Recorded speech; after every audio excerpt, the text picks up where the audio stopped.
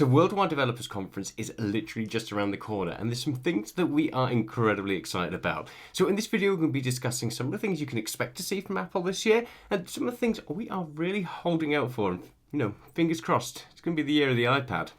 So let's kick this thing off with some of the hardware we can expect to see. So some leaks are suggesting that we're going to see the brand new 14-inch and 16-inch Apple Silicon MacBook Pros, which are pretty interesting. The reports seem to suggest they're going to be a variant of the M1 chip, so something like an M1X, but probably not the M2 chip. So if you're holding out for the next powerhouse of a chip, unfortunately, these aren't going to ship with it. However, the new Silicon will definitely have some things on there that will get you pro users kind of salivating and a little bit hot under the collar, which I'm very hot under the collar right now because it's actually quite warm in England, which is a massive surprise.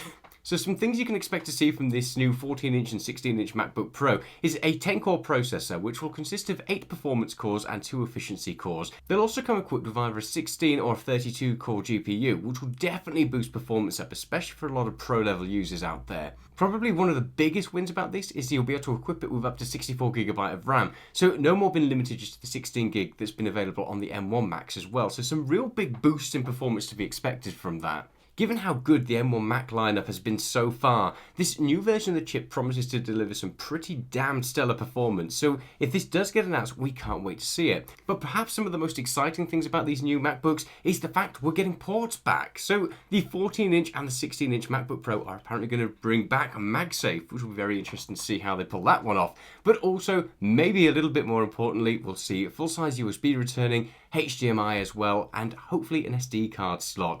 Apple are finally reversing some of the trend of going super duper thin and getting rid of all of their ports and bringing those back to the MacBook Pros. We're also going to see the death of the touch bars. So for everyone out there who enjoyed using the touch bar, unfortunately that's going to die a death and we're going to get a return to the old function key, so a more traditional type laptop. Can't wait to see how that actually transforms and whether or not this is actually going to be a real thing or if it is just purely rumour, but it has cropped up time and time again. Some reports and rumours are also suggesting that we'll see the new 32-inch iMac. Personally, we can't see this happening just because the last 24-inch iMac has literally just launched and started landing people's hands. If they're to bring out a new, more pro version of the iMac so soon after the last launch, it'd probably wind up a lot of people out there, so we don't reckon we'll see this until the latter half of the year. And when it comes to hardware, that is pretty much all we can expect. There's also some rumours out there that we might see a Mac Mini, but who knows, that's not really been backed up by any substantial leaks or reports, so I guess time will tell. However, a 14-inch and 16-inch MacBook Pro with new versions of the M1 processors, that sounds pretty damned impressive, and we can't wait to see what those look like, especially the 14-inch MacBook, and whether or not we do see the return of some of those long-lost ports. Now, moving on to software, they are the usual things that we would expect to see. So iOS 15 is obviously going to play a key part of that. The iPhone is Apple's big driving force and it drives so much business for them. So obviously it makes sense that we're going to see some refinements there. Now, leaks this year suggesting that we'll see big changes to the notifications, to iMessage, and to privacy as well. And considering what a hot topic privacy is at the moment, that really doesn't surprise us at all. There'll be new features in there to allow you to have more control over what applications are doing and what they're doing with your data, how they're tracking you, and to be able to turn that off as well. So again, be interesting to see how those turn up. But the iPhone is pretty much at a stage now where it's very feature rich and it's already pretty much got everything that we could ask for on there. Maybe some efficiency changes and some updates to widgets would be nice. And, maybe giving us some abilities to change some things on our home screen so we don't just have to have loads of apps stacked on top of each other and, move them around to where we want them. But apart from that, the iPhone is pretty feature rich and very efficient already, so not overly excited about that. Obviously, we will see changes to watchOS, tvOS as well, and macOS will most likely get a big call out with some new funky features. But the big one that we are really, really excited about is iPadOS. And this year has to be the year of the iPad. Now, we've been hoping that it will be the year of the iPad for quite some time now. Last year, the iPad pretty much got skipped over, and it really got very, very few updates when it came to software. It got more software updates when the announcement of the iPad 2020 came out, when it got cursor support, and when it came to Worldwide Developers Conference, the iPad saw precious little.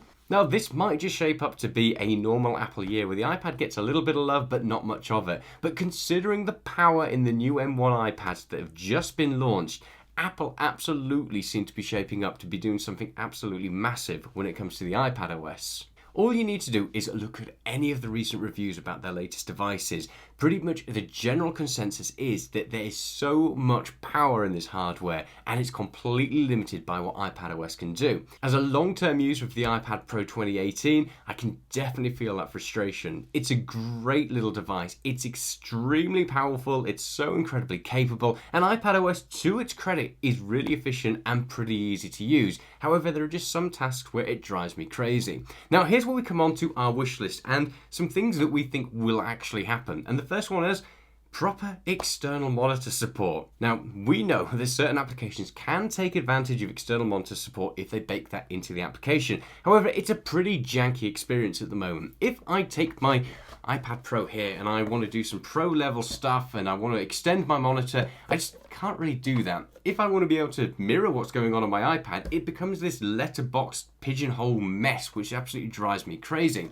Now, one of the things that Apple talked about with the 2021 M1 iPad Pros was the fact that it's got enough power in its Thunderbolt port to be able to power one of the new XDR displays, which is pretty impressive. They showed it off, and if they don't take advantage of that this year, it just seems kind of mind-blowing. Now, obviously, that's not going to be something for everybody, but considering how powerful the new M1 iPads are, and even the previous generation of iPad Pros, it just makes sense that they give people the ability to be able to extend their workflow if they wanted that. We've got the Magic Keyboard, we've got the mouse and trackpad support. Give us the external monitor support, pretty please. And it just makes so much sense, and it seems likely that this is one of those things that's going to happen on there. The next one that we really want to see is the ability to use some of the Pro applications that are available on macOS and be able to use them on the iPad. Now, unlike some savages, we don't want full macOS on our iPads. Yeah, it would be nice if they could do something like Samsung do, where they have the DeX operating system. You know, plug it into a monitor or plug it onto a keyboard and you suddenly get a full desktop operating system. Full-blown macOS would be quite nice, but from a consumer perspective, it probably makes a lot more sense to be able to just run some of those macOS applications like Final Cut Pro on the iPad and have it so it just takes advantage of that iPad screen. We've got the ability to use iPad applications and iOS applications on the new M1 Max, so it makes sense that we might start to see some of the reverse there. Now, some of the user interface is probably going to be janky, but if anyone can do it, it's going to be Apple, and hopefully they can build something into this software where it recognizes that it's been used on a touchscreen device, so that user interface gets blown up a little bit so it becomes more touch friendly or more Apple Pencil friendly, but then it recognizes if it's been used with a mouse and a keyboard. So if you're using the Magic Keyboard, it would take advantage of that and UI elements would start to resize. The hardware is absolutely there. The device is more than capable of it. This is the first year that Apple have advertised what kind of RAM is coming in your iPad. So you know what? Hopefully we will finally see some of those Pro applications. After using the iPad Pro as my only device for a week, I found that it was a more than capable device, but it was just let down by the software. There were so many fidgety things that just drove me crazy and broke up my workflow that drove me back to my MacBook. Now, obviously, one of the reasons why Apple might not bring a lot of these features across to the iPad is they still want you to buy two devices. They want you to buy an iPad Pro and they also want you to buy a MacBook Pro to do all of the more pro level stuff. However, we are starting to get to the stage where the iPad is at that stage where it can handle so much, and it just becomes a little bit ridiculous that the operating system is holding it back. They'd still be able to offer a reason to have both devices because you've got things like Sidecar, so you can extend your display, and the iPad Pro is still a little bit more portable and it offers different functionality and features, and they don't need to go full desktop operating system to make the iPad better than what it already is. But considering how powerful the hardware is, it just seems so incredibly ludicrous ultimately that the operating system is the thing that's holding it back at the moment. The iPad Pro is a crazy capable machine, and the operating system is a pretty damn nice to use, but there are just so many little limitations there that if Apple can iron out, and this year we really think they will do, then it's going to be the year of the iPad. So that's pretty much the roundup. So hardware-wise, things are looking pretty exciting when it comes to new MacBooks. Operating systems will see some refinements and efficiency gains when it comes to Apple Watch, Apple TV, and also to iOS 15. But the big change is gonna be iPadOS. This is absolutely gonna be the year of the iPad, and we can't wait to see what they announce. Let us know in the comments, what are you most excited about this year? Do you have some big hopes about iPhone, or is it gonna be your Apple Watch, or is it tvOS? Or, like us, are you really excited about what's gonna happen with the iPad?